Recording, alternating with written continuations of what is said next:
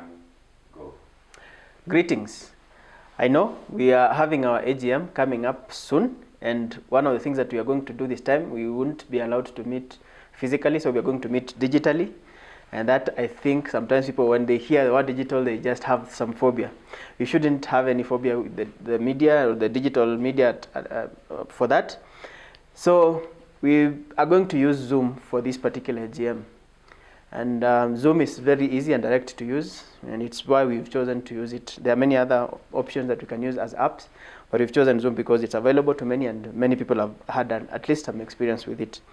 And the first thing that we need to do, make sure that you have enough data on your phone. First of all, for downloading the Zoom, if you can do this before Sunday, that will help us so that when you don't start downloading it when the AGM is about to start.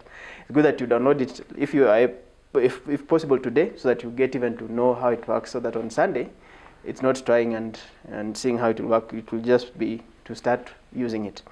So make sure that you have enough data. I think I've looked at it on the Play Store, where you'll get it from. The Zoom app is about 30 MB or less, actually much less than that.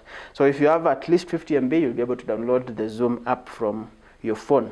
And then for the meeting on Sunday, I would suggest that you get 2 GB at least. That will help you. And currently there are many offers on Airtel, Safaricom, Telkom, Fiber. Even if you have wireless as well, I think that can also be the best. So 50 shillings can give you actually 2 GB, I think, in all those service providers. Just have 50 bob and then subscribe. Make sure that you subscribe. Don't use the 50 bob directly as data. And then also make sure that you have enough space on your phone. Now this is the tricky part, because most of the people, they have so many apps on their phone, they've never deleted the first ones they used, or some things installed themselves and they did not uninstall them.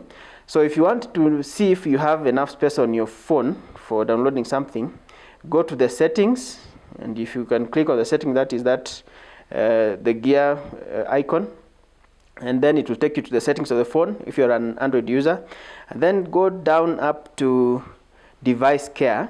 When you get to the device care,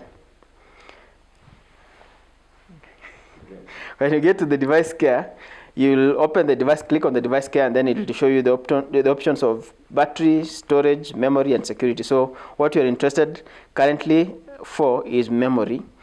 And then if you click on memory, it will check, and it will go that, and then if this line is green, then you have enough space. If it's red, you don't have enough space.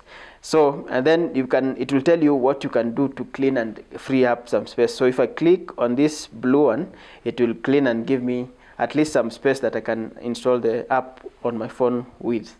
So as you can see, that has happened. It has been cleared, and I've freed some memory.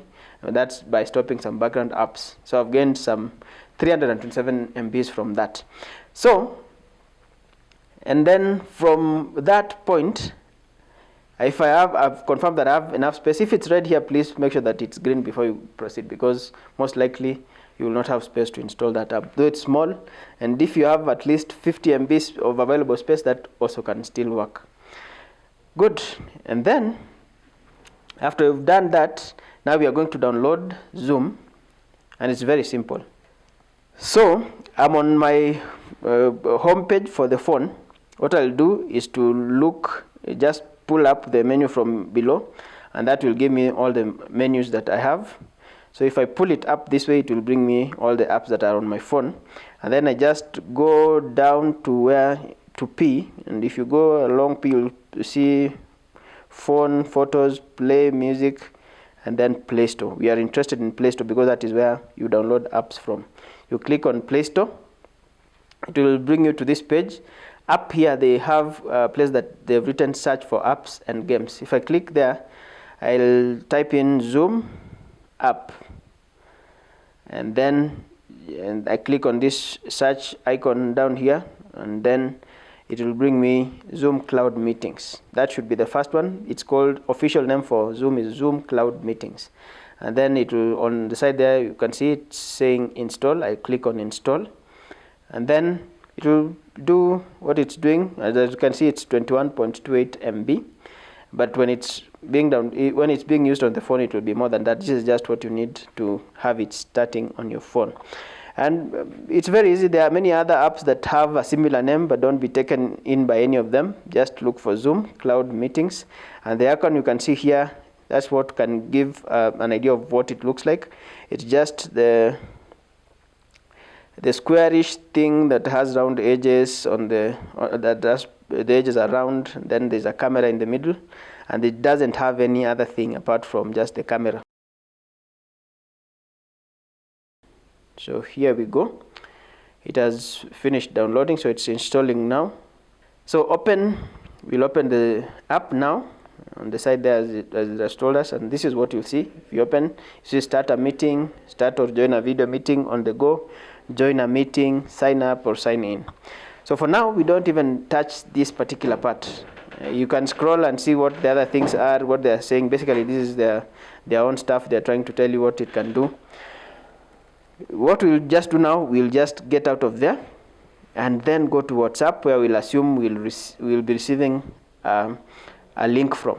So as you can see here, we have a link, and if I go to this link that sent a friend of mine, I click on it, it will bring me to this particular page. It will ask me what name to appear with. So I'll put my name, the one I want to appear with when the meeting is going on. Yeah, so that will be what people will see, other people who are in the meeting, and then I say okay. As you can see, that is all. I'm already in the meeting. Now, for me to participate in the meeting, I need to, by this time we should be able to see the person hosting, or whatever the person hosting is showing on their screen. So down here they will say call via device audio. That is what you need to click on. Basically, it's telling you that you need to join this meeting by calling it, I think they use the word wrongly. Just click on the word, on that particular part, and then you will hear other people speaking. By this time, you should be able to hear anyone who is speaking at that time, and then those icons will disappear. But if I click anywhere here, they'll come back. The ones that are below here, you can see the start video is red, meaning that my video is not on, so people won't see me like I'm seeing the other people now. So if I want people to see me and my video to be seen, because if you have a smartphone, there should be a camera on front there, up there on the front. I'll click on the start video, and yeah, so if you don't see it red, the microphone is not red and the video is not red, that means that you are being heard and you're being seen. If they are red still, it means that no one will hear you, and if the video is also red, no one will see you as well. So it's good to join with both, but as we go on, we'll need people to put off their videos so that we don't overwhelm the system and the internet. We remain only with audios for those who are listening. There's another thing I would want to show us, that is to, if you click on more, this side that is written more on the last menu there, you can see options. There's the claps and then the thumbs up. So if you want to respond to something just quickly, if somebody has said something nice, you can click on the thumbs up, and then if you want to clap, you can click on that emoji for clapping, and then you can say disconnect audio, meaning that people will not be hearing what you're saying. So this is where you can click, and then you'll be disconnected audio-wise. But that is not important at the moment. But because will be very many of us, it may not be possible for each one to speak. So what we'll do is to just allow people to communicate through chat. So the menu number 2 there is chat. So if I click on chat, it will bring me to this point, and then down here at the bottom where it's saying your text can be seen by everyone, I type in whatever message I want, Mr. Chairman or something, and then send. That will be seen by everyone actually on the chat, because even you, if somebody writes something and you come to this particular point, you will see whatever anyone has said. So this will be the best way for us to ask questions and for us to engage with what is being spoken about during the meeting. So that is the chat part. And then if you want to speak, because most likely all our microphones will be muted by the host, if you want to contribute through speaking, and you have to be given permission. So you'll go back to more menu and then click on raise hand. On the host side, your hand will be up and you'll know that somebody wants to speak. And then if you clicks on that hand on their side, you'll be allowed to speak, and then you'll be heard by everyone. But if the hand is still there and you have not been allowed, you can speak and no one will hear you.